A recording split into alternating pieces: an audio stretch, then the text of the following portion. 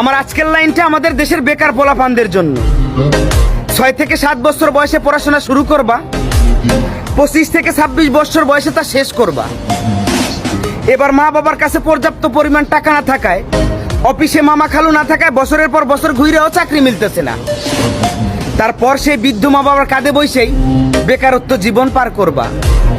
অন্যদিকে শখের মানুষের বিয়ে হয়ে যাচ্ছে, তার বাড়ি থেকে বলতেছে পোলায় কি করে। পোলায় এখন গ্রাজুয়েশন কমপ্লিট করে বর্তমান মা বাবার কাঁধে বসে বেকারত্ব জীবন পার করতেছে।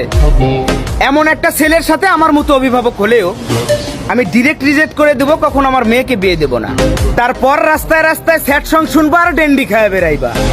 আমি বলি কি, পড়াশোনা অনেক হয়েছে, এবার বাদ দাও। আজকেই পাসপোর্ট অফিসে যাওয়ার একটা পাসপোর্ট বানাও। 10 বছরের মিশনে প্রবাস জীবনকে বেছে নাও। দেখবা 2 বছর যেতে কি না যেতেই তোমার বাড়িতে একটা বিল্ডিং হয়ে গেছে। 10 বছরের মিশন শেষ করতে ব্যাংকে মোটা অঙ্কের টাকাও হয়ে গেছে। তারপর বাড়িতে ফিরে এসো, দেখবা তোমার জন্য মেয়ে নয়, মেয়ের মাও রাজি হয়ে গেছে। কথাটা মাথায় রেখো।